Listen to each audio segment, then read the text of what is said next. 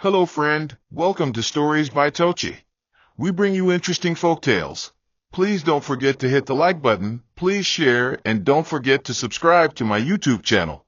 Thank you for doing so. Now let's get into the story. Winter had never known fear like this, not even when her husband died and left her to fend for their 5 children alone, not even on nights when they had nothing to eat. But now, as she knelt over her son's lifeless body, staring at the untouched plate of food she had poisoned for herself, she realized there were fates worse than suffering. The whispers had already begun. The villagers had seen too much. The other children were looking at her with suspicion, and soon she would have to answer for the horror that had taken place in the lonely farm that day. Winter had never imagined life would turn out this way. As a young bride, she had dreams of a warm home filled with laughter, the scent of freshly cooked meals, and the certainty of a husband's protection. But life had stolen those dreams from her the day her husband was lowered into the earth, leaving her with 5 children and an empty house that felt colder with each passing day. At first, she thought grief would be the hardest thing to endure, but she quickly learned that hunger was crueler. It did not let her sleep, nor did it allow her children to rest. There were nights they sat in silence, their bellies aching, their eyes hollow from waiting for food that would never come. When the weight of it all threatened to break her, she reminded herself that she had no choice but to survive. She scrubbed clothes for people who never met her eyes, fetched water for those who never thanked her, and worked in fields that never truly belonged to her. She told herself it was only for a while, that one day her children would grow, and life would become easier. But years passed, and the burden only grew heavier. Of all her children, Jackson was the one she leaned on the most. He was her firstborn, the boy who had been old enough to see how their lives had crumbled after his father's death. She often told him stories about the man he barely remembered, hoping it would make him proud, hoping it would push him to be better. For years, she believed he would be the one to lift the family from the pit of poverty. And when he started bringing money home, she thought maybe, just maybe, things were finally changing. But there were cracks she couldn't ignore.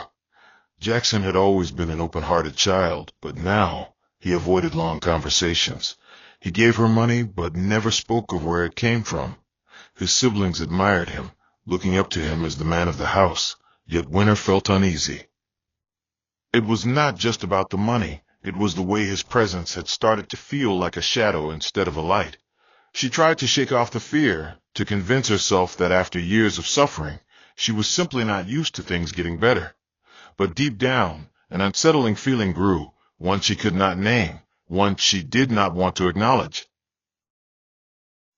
The village whispered about boys like Jackson, young men who found wealth in strange ways, men who never spoke of what they did, only that they had done it for their families.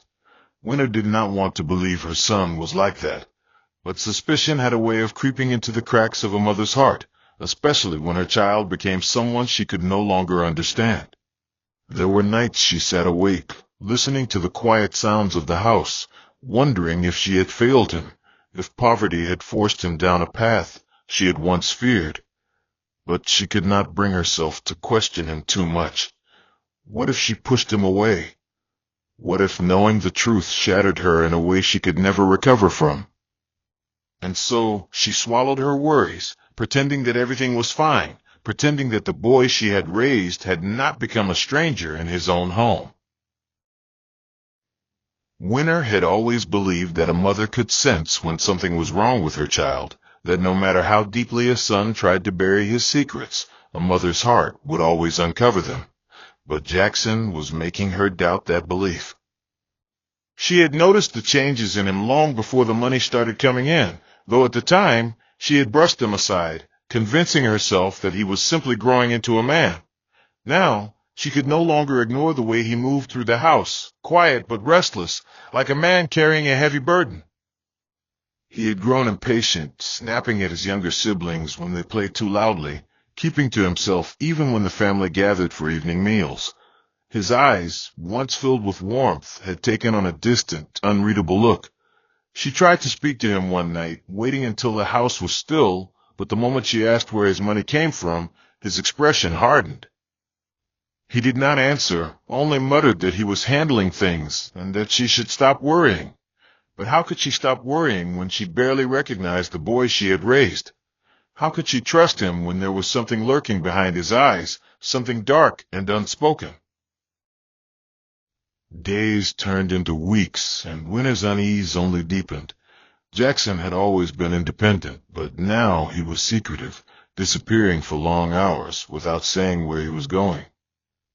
When he returned, there was always something different about him, sometimes a restless energy, as if he had seen something he could not forget, other times a deep exhaustion that made him retreat to his room without a word. Winter noticed the way his younger siblings watched him, admiration mixed with confusion, and it scared her. They were beginning to see him as a provider, as someone who could give them things she never could. She feared that they would start asking questions, that they would want to follow in his footsteps, wherever they led. So she tried, once again, to break through to him, waiting until he was alone in the yard sharpening his knife. She spoke softly, telling him that she was his mother, that whatever was troubling him, he could share it with her. For a moment, she thought she saw something crack in his expression, something raw and uncertain. But then he simply smirked, shaking his head as if she were a foolish woman who could never understand the ways of the world. And just like that, the moment was gone, swallowed by the distance growing between them. It was not until she overheard him speaking in hushed tones behind the house that her fear solidified into something sharp and unbearable. He was not alone. There was another voice, lower, more commanding, speaking words she could not fully hear. But what she did catch sent a chill down her spine. "It has to be done soon," the voice said. "You know the rules." Winter pressed herself against the wall, her heart pounding. Jackson muttered something in response, but his words were too quiet to reach her. Then the other voice spoke again, slower this time, with an unmistakable finality. "Your own blood, Jackson. That is the only way." Winter's breath caught in her throat. She did not know what it meant, not fully, but the weight of those words pressed against her chest like a warning. Something was coming, something she could not stop. And for the first time, she wondered if the boy she had given life to had now become a danger to her own. Jackson had always been a man of quiet contemplation, but that night, after his meeting behind the house, silence became his prison. He sat alone in the dark, his back against the mud wall of their home, staring blankly at the patch of sky visible through the swaying branches. The words of the man who had given him money echoed in his mind, each syllable settling like a stone in his chest. "Your own blood, Jackson. That is the only way." He had heard of such things before, whispers among men who suddenly rose from nothing, boys who transformed into wealthy figures overnight, their pockets full of money with no clear source. He had never wanted to believe that their success came at such a price, but now he stood at the threshold of that world, a single step away from crossing into something irreversible. He thought of his mother, of the tired lines on her face, of the calloused hands that had labored endlessly to keep them alive. Would she ever forgive him if she knew? Would he even be able to forgive himself? But then the image of his younger siblings flashed in his mind, their hungry eyes, their whispered wishes for a better life. He had promised himself that he would not fail them the way life had failed him. And if this was the cost, then perhaps it was a price he was willing to pay. For the next few days, Jackson carried his burden in silence, his mind tangled between hesitation and resolve. He avoided Winter's gaze, afraid she might see through him, afraid that a mother's intuition would rip his secret from his chest before he was ready. But she was growing suspicious, watching him with the wary eyes of a woman who had known struggle for too long to ignore the warning signs of a storm. He needed to act quickly, before fear made him weak, before doubt made him reckless. That was when he thought of the farm. It was the perfect place, isolated, shielded by trees, far from the prying eyes of neighbors. But he could not simply ask her to go there without arousing suspicion. His mother had worked the land for years, and not once had he shown any interest in helping. She would question his sudden willingness, and so he changed his approach. He waited for a morning when she was particularly exhausted, when the weight of the household had pressed heavily upon her shoulders. Then, with calculated softness, he made his move. "Let me come with you today," he said, his voice carrying the careful innocence of a son finally stepping into responsibility. He saw the way she hesitated, how disbelief flickered in her eyes before giving way to quiet relief. She wanted to trust him. She wanted to believe that maybe, just maybe, he was finally becoming the man she had always hoped he would be. On the day they left for the farm, Jackson barely spoke, his mind too clouded with thoughts of what was to come. The journey was quiet, filled only with the sounds of their feet against the dirt path and the distant rustling of trees. Winter, despite her lingering unease, felt a strange sense of comfort having her son beside her. It had been a long time since she had felt anything close to companionship, and though she did not fully understand his change of heart, she welcomed it. She even smiled when he carried the heavy basket without her asking, a rare moment of ease washing over her weary soul. But as they neared the clearing, Jackson's grip on the basket tightened, his breaths growing shallow. He glanced around, ensuring they were alone. The farm stretched before them, its familiar earth rich with the scent of damp soil and wilting leaves. Winter exhaled, wiping the sweat from her forehead as she surveyed the land that had fed her family for years. The morning sun was kinder than usual, casting soft golden rays over the crops, but there was an unease in the air that she could not name. Jackson trailed behind her, his steps measured, his breath uneven. She did not notice how stiff his movements were, how he kept clenching and unclenching his fists as if wrestling with something unseen. Instead, she was lost in thought, her mind drifting to memories of when Jackson was a little boy, running through these very fields with bare feet, laughing as he chased after birds. She longed for that time again, for the boy he used to be, before the weight of the world hardened him into a man she struggled to understand.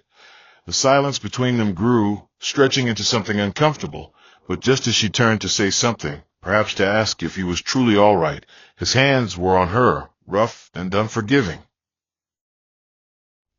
Winter's scream tore through the stillness of the farm, swallowed quickly by the vast emptiness around them. The force of his grip sent her crashing to the ground, her body pressing into the dirt that had once felt like home.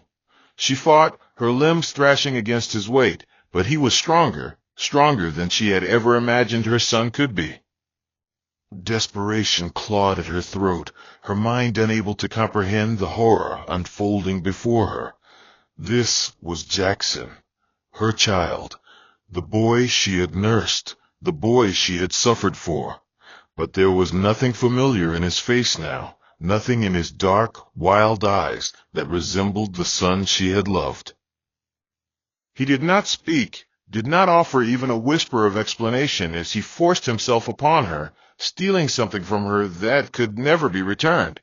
The earth beneath her seemed to mourn with her, the once welcoming soil now a grave for the mother she used to be. When it was over, when the nightmare had finally ended, she lay there trembling, her tears mixing with the dirt, her breath shallow and broken. She wanted to scream, to demand why, to make him look at her and see the devastation he had caused, but Jackson did not stay. Instead, he pulled a folded tissue from his pocket, wiped between her legs with the detached efficiency of a man collecting something valuable, and without a word he turned and walked away. For what felt like hours, Winter did not move. The sky stretched endlessly above her, indifferent to the ruin left in its shadow. Shame coiled around her like a noose, tightening with each breath, each sob that escaped her lips. She had heard stories of women who suffered at the hands of men, but never had she imagined that her own son, the child she had cradled against her chest, the boy she had whispered prayers over, would be the one to break her in this way. The weight of it was unbearable, pressing down on her bones until she felt as though she were sinking into the very ground beneath her. She could not go back to the village like this. She could not face the eyes of her children, could not endure the whispers that would surely follow if anyone ever knew. But as the wind carried the echoes of her pain through the fields, a decision began to take root within her. Slowly, she sat up, her body aching, her soul in pieces. She wiped her face with the edge of her wrapper, her hands steady despite the storm raging inside her. Jackson had taken something from her that could never be undone, but he had also made one fatal mistake. He had left her alive, and for that she would make sure he paid the price. Winter returned home as the sky darkened, the weight of what had happened pressing down on her like an unbearable burden.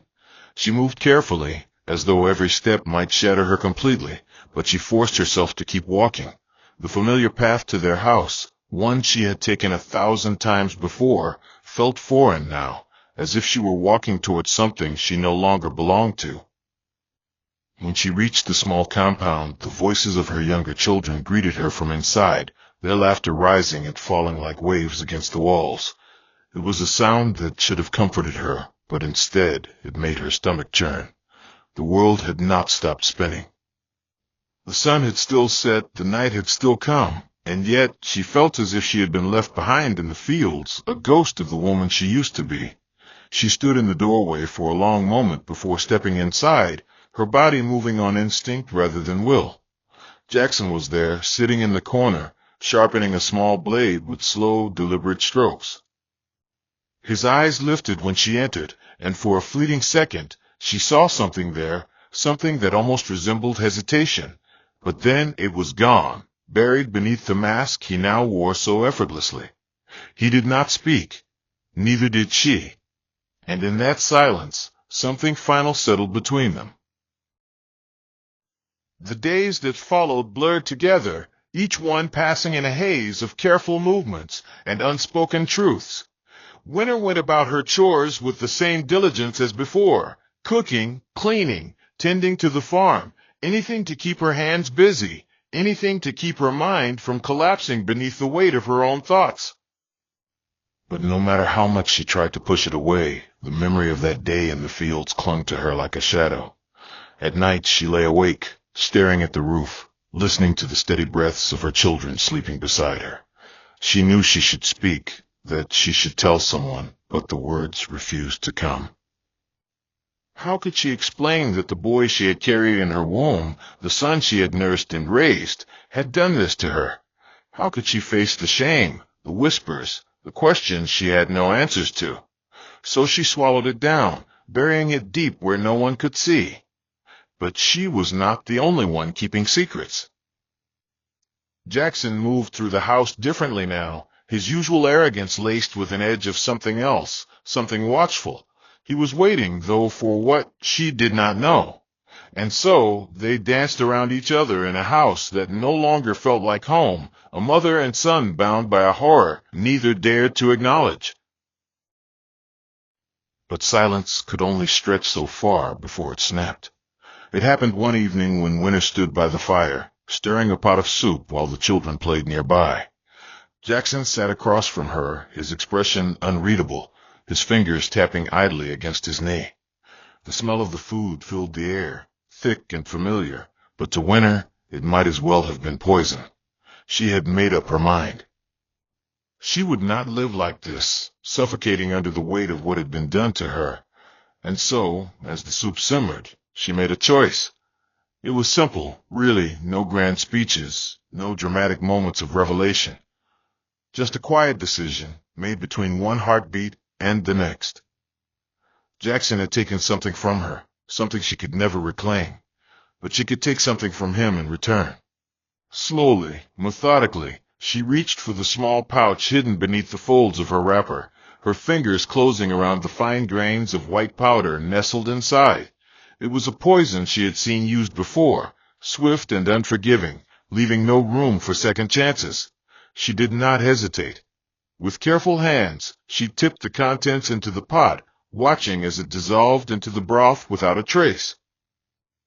And as she stirred, her movements slow and deliberate, she felt something stir inside her too, something dark, something cold. A mother's love had kept her silent, but a mother's grief, that had given her purpose. The evening air was thick with the scent of simmering spices, a familiar aroma that curled through the small house, settling into the corners like an old memory. Winter moved with quiet efficiency, her hands steady as she scooped the steaming soup into wooden bowls, carefully dividing the portions among her children. The fire crackled softly, casting flickering shadows on the walls, but she did not look at them. Her focus was on the food, on the meal that would bring an end to the torment that had taken root within her. Jackson sat in his usual spot, legs stretched out, his back against the wall, watching her through half-lidded eyes. There was something smug in the way he held himself, as if he had already won some unspoken battle, as if nothing could touch him now. The sight of him sitting there, unbothered, made her grip tighten around the ladle. She wondered if he suspected anything, if he could taste the weight of her decision in the air. But if he did, he gave no indication. The other children, unaware of the storm brewing between their mother and brother, chattered as they reached for their bowls, their laughter light, their innocence untouched. Winter forced a smile, though it did not reach her eyes. "Eat," she said, her voice even, betraying nothing. And so they did. The first spoonful passed Jackson's lips without hesitation, the heat of the broth coating his tongue before sliding down his throat. Winter kept her gaze fixed on him, her own bowl untouched, waiting for the moment she knew would come. It did not take long. A few more bites, a slow swallow, and then a pause. Jackson's brow furrowed slightly, his jaw tightening as if something had lodged itself deep within his chest. He shifted, clearing his throat, but the discomfort did not fade. Instead, it grew, twisting through his body like a vice.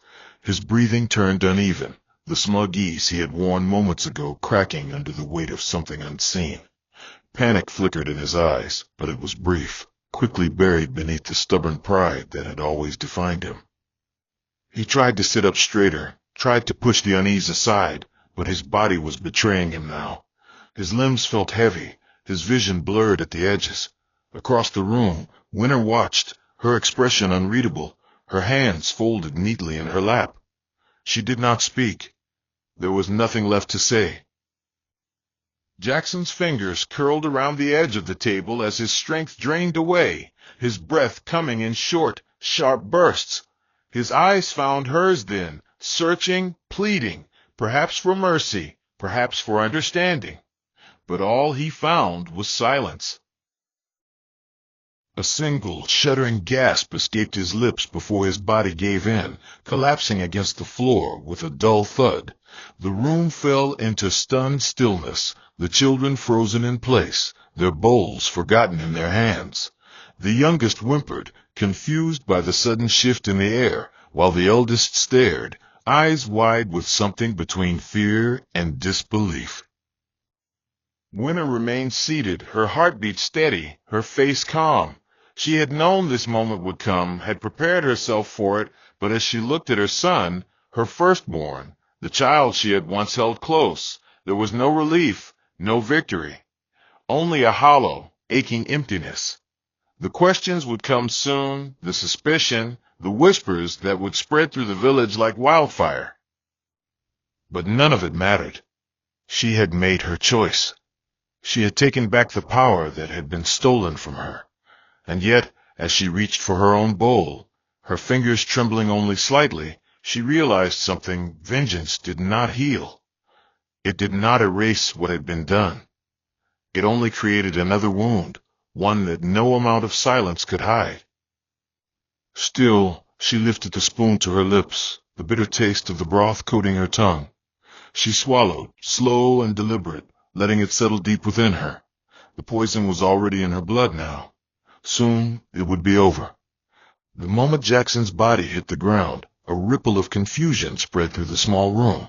His younger siblings sat frozen, their wide eyes darting between their fallen brother and their mother, who remained eerily composed.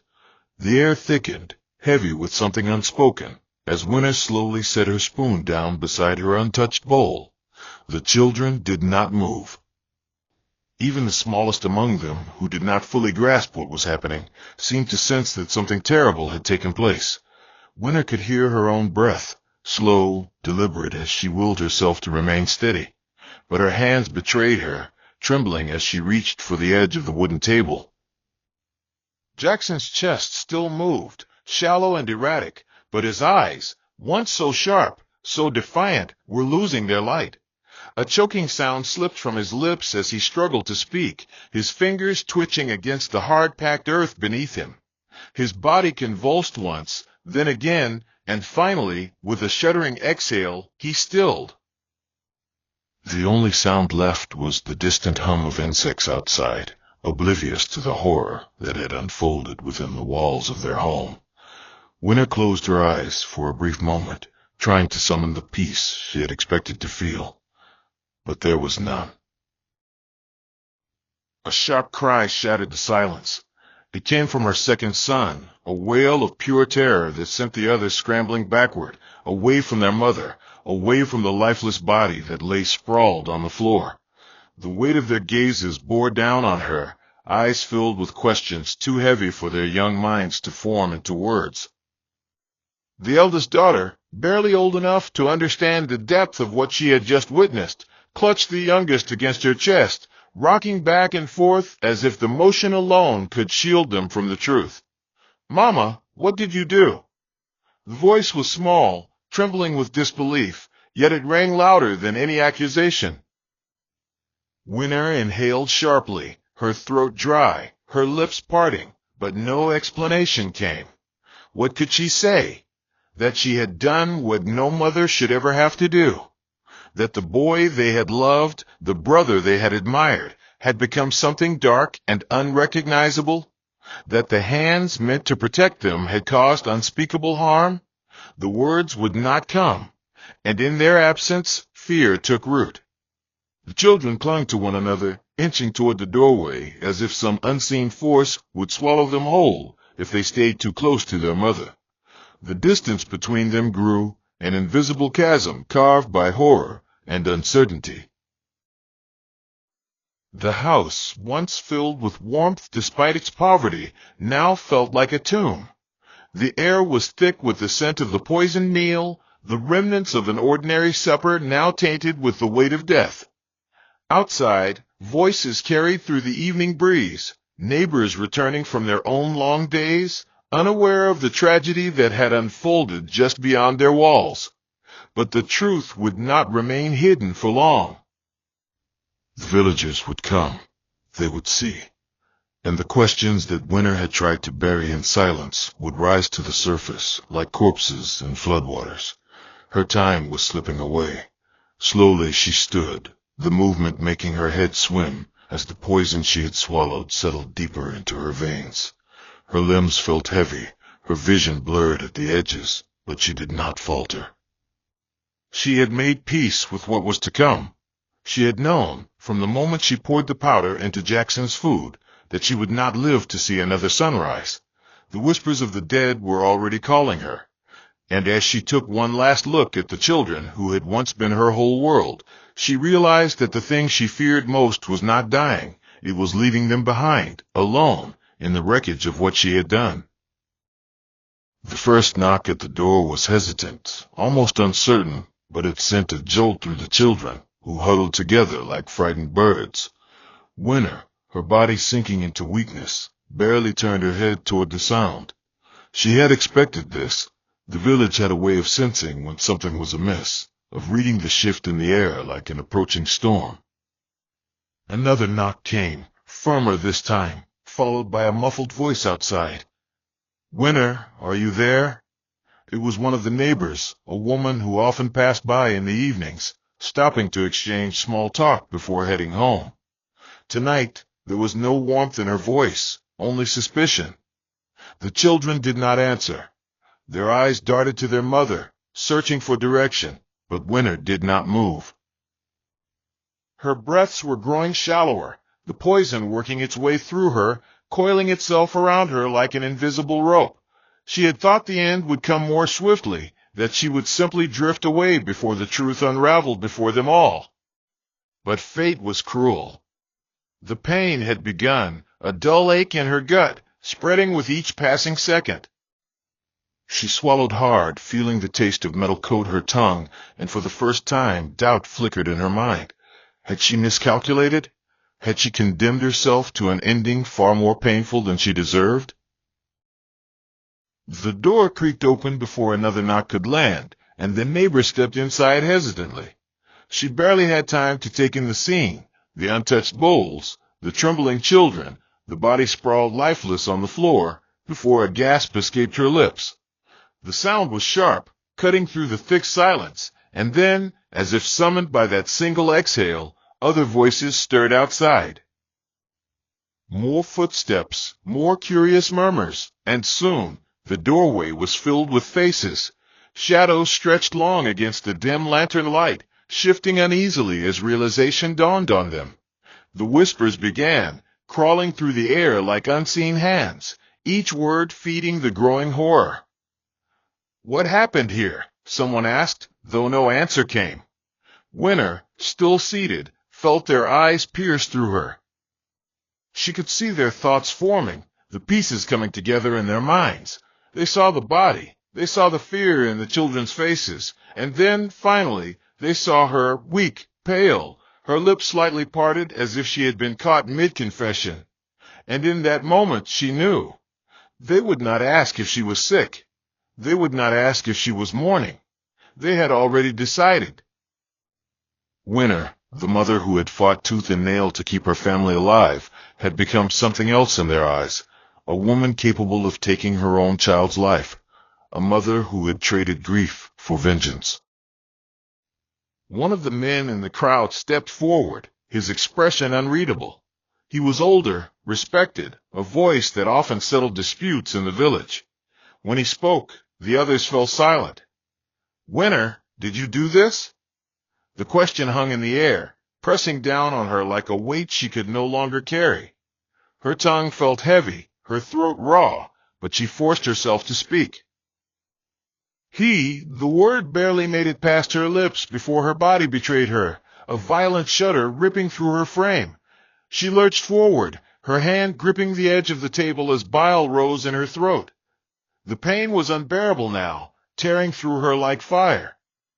A few gasps sounded from the crowd, and for the first time she saw something beyond judgment in their eyes.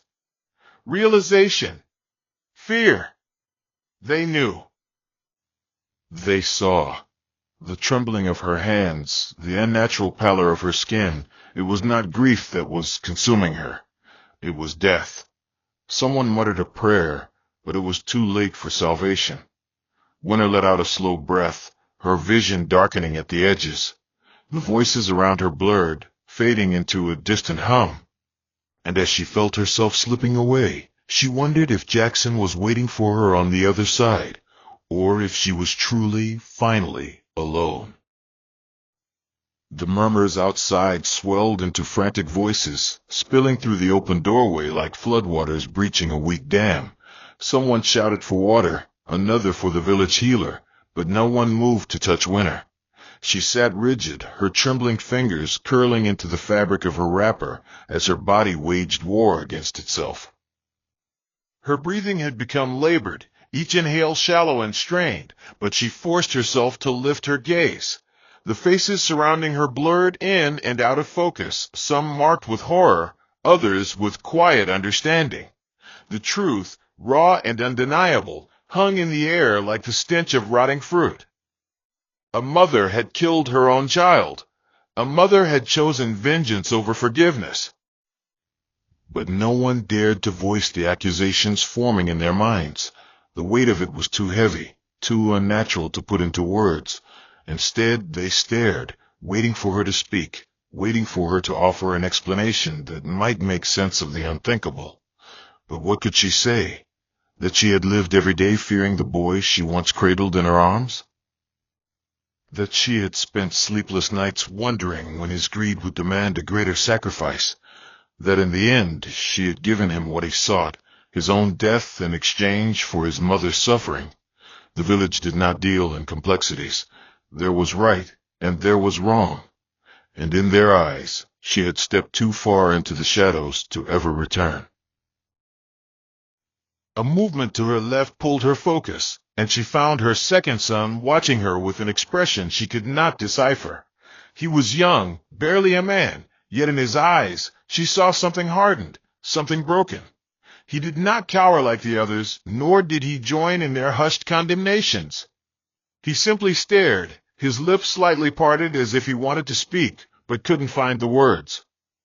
Winter wanted to reach for him, to explain, to tell him that this was never the future she imagined, but her strength was slipping fast, her limbs numb, her thoughts unraveling like threads in the wind.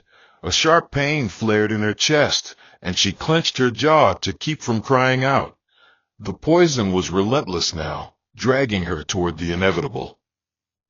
The healer arrived, an elderly woman whose presence usually commanded respect, but tonight she hesitated at the threshold. She took one glance at Winter's sunken face, the unnatural pallor of her skin, and shook her head. "She has taken something," the healer murmured, her voice edged with quiet resignation. "It is already too deep in her blood." The room tightened with unspoken dread. The realization swept through the crowd like wildfire. There would be no trial, no reckoning beyond this moment. Winter had chosen her own punishment, and soon there would be no one left to ask why. The finality of it settled into the silence, a heavy, suffocating thing. The villagers, once eager for explanations, now stood in uneasy stillness, their judgment tempered by the cruel spectacle of death unfolding before them. Winter could feel it now, the darkness pulling at her, wrapping around her like an embrace she could not escape. Her mind drifted to her children, to the life she had fought so hard to give them, to the love she had poured into every sacrifice. Had it all led to this? Was this what motherhood had become, a slow, bitter war where survival meant losing the ones you held dearest? A violent shudder coursed through her body, her final act of defiance against the poison consuming her. She tilted her head toward the ceiling, toward the sky she could not see, and let out a long, shuddering breath.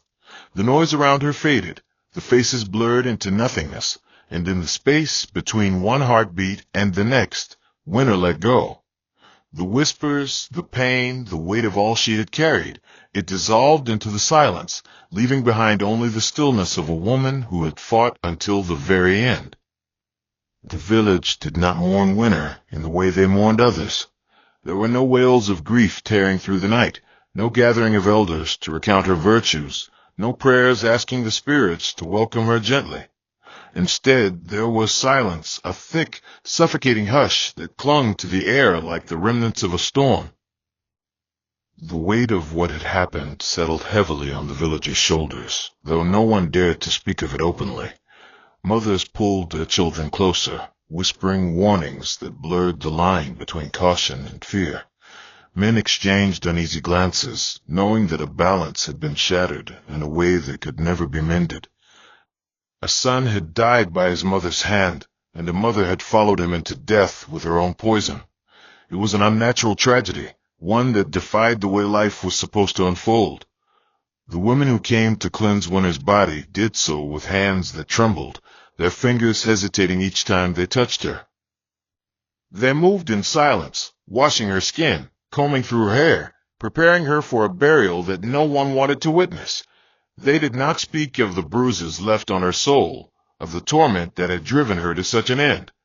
They only did what needed to be done, their duty and unspoken contract of womanhood, caring for even the most broken among them, even in death. Jackson's burial was quiet, without ceremony. There was no elder to speak on his behalf, no procession of mourners to carry his name into remembrance. He was placed into the earth swiftly, as though the soil itself wished to swallow the story before it could linger too long in the air. Some said he was a lost soul, a man whose greed had pushed him toward an unthinkable act, while others whispered that he had merely been a victim of something greater, something that had long festered beneath the surface of their world. His siblings did not weep over his grave, nor did they touch the fresh mound of dirt that marked the place where he now lay. Their faces were carved from something deeper than sorrow, something heavier, something that did not yet have a name. When it came time for Winter's burial, the hesitation was even greater. Some argued that she should not be laid to rest in the village soil, that her actions had tainted her too greatly. Others said nothing, knowing that condemning her would not erase the horror of what had already been done. In the end, it was her second son who stood before her grave, his voice hollow as he spoke the only words that would be remembered from that day. She did what she thought was right. It was not forgiveness. It was not an excuse. It was simply the truth, raw and unshaken, left to settle among the villagers like dust in the wind. Days passed, then weeks, and life continued, as it always did. The fields were still harvested, the sun still rose and fell, and the sounds of laughter and gossip still wove through the air, as though nothing had changed. But beneath it all, there was a quiet understanding that the village had been altered in a way that could never be undone. Winter's remaining children carried the weight of her story on their backs, moving through life as the ones left behind, the ones who would forever be marked by the sins of both the dead and the living. No one dared to ask them how they felt, just as no one dared to remind them of the night everything had fallen apart.